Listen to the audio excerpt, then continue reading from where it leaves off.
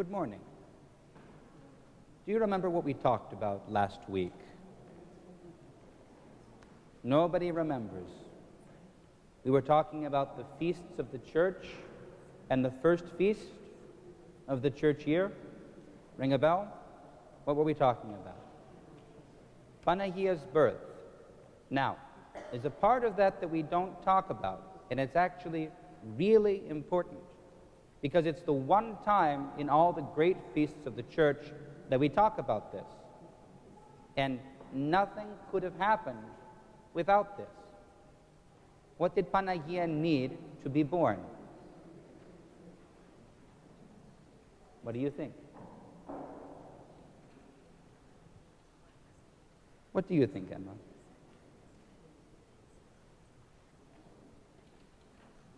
I can't hear you. They wouldn't. You're right. For her to be born, they would need to want to have a kid. But let's go deeper. Who is they? She needed a mother. What else?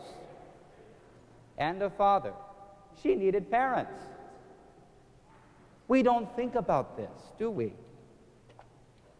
Nowhere else in any of the great feasts of the church do we talk about the mom and the dad. Not for Jesus, because he's unique. He is born of the Virgin. So God on high, God the Father, is his father, and Panagia is his mother, according to the flesh. But that's a different story.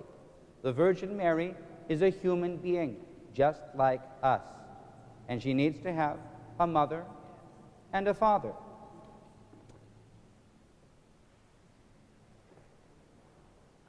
Have you ever wondered, why did God make us male and female, boys and girls? What do you think, Alex? To have babies. Perhaps. That's part of it. Is that the only thing? I mean, some creatures don't need to have male and female to have babies. Amoebas just sort of blob, they separate themselves into a blob, right? What do you think, Vasily? So Adam wouldn't be lonely. That's a good answer. But more deeply, because Adam could have had a friend. Why did God make a woman and not another man?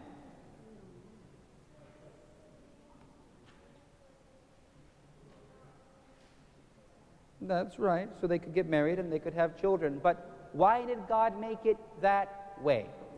Why? Let me put it differently. Boys, what do you think about girls? Dangerous question, right? They're kind of weird. Maybe a little bit strange. And girls, what do you think about guys? We're getting there, okay? I could have started with the girls. Girls, what do you think about boys? They're strange, they're dirty, they're smelly, they're loud. Okay. So why did God make us two different kinds of people? It doesn't exactly make it easy to get along, does it? Do you have brothers and sisters? Those of you who are boys, do you have sisters? Those of you who are girls, do you have brothers? Do you always get along? Aren't you lucky? Okay. Do you always get along? It makes for interesting times in the family, right? So why? Why did God make us male and female? That's probably a good answer. What is God like?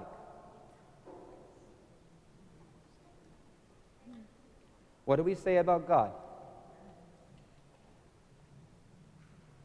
He's three and one. Three persons, one essence. God is community. Perfect love. Three persons in one being. And he makes us like him. Now, if he had just made, let's say, a Father Anthony, and then he decided, but it's boring if I just have a world with a Father Anthony in it, so I'm going to make another person. What shall I make it like? I know, I'll make it like another Father Anthony. But 2 people is boring. So let's see, let's make it 3. So now we have 3 and 5 and 10 and 20 and 100 and 1,000 and 1,000,000. Father Anthony's all running around with the same face and the same preferences and the same way of walking and moving his head and talking too much, right? And everybody's mad at every Father Anthony is mad at every other Father Anthony because all they do is hear the same old sermon every day of their lives. Okay, so maybe that's ridiculous. But what would a world with only girls look like? Don't say wonderful. Okay? It would be strange. God made us different because it's easy to love someone that's the same as you. But that's not really love. It's hard to love someone who's different, who might as well say the sky is purple. They seem so different sometimes.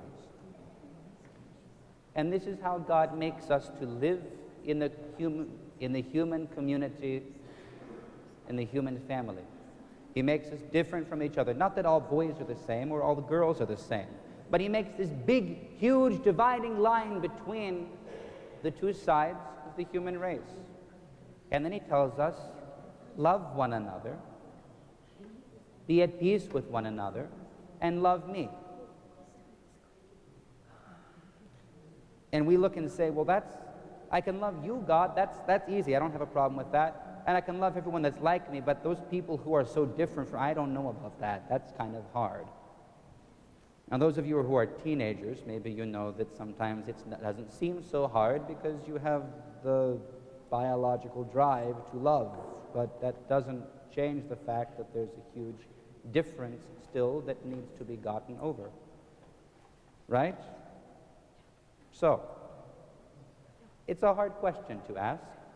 It's a hard thing to look at, but let us remember, God made us male and female, not so that it would be easy to love each other, but so that it would be hard and we would grow in the ability to love, to be selfless instead of selfish, to appreciate the difference. The French have a saying about that. Does that make any sense? No? Okay. Well, let me say this. If this isn't easy to understand, I want you to remember that the church says it's good that we are different.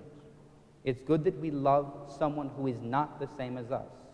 It's good that we love someone who is hard to love, because in this way we grow actually closer together.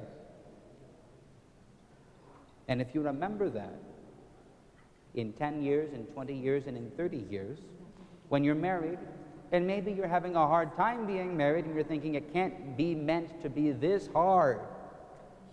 I want to be done now. I hope you remember this. God made us different for a reason. It's supposed to be hard. But like most hard things, if you can get through it, if you can love each other in the course of it, then beautiful things will come out of it. Odd sermon for the kids, right? But if I don't tell you now, when are we going to tell you? All right. So remember Panahia's parents. Remember that she had parents, and that God chose to take the love of a man and a woman, and out of that to bring forth salvation in the midst of the earth. I will stand up and we'll take communion together. Don't crowd to the front.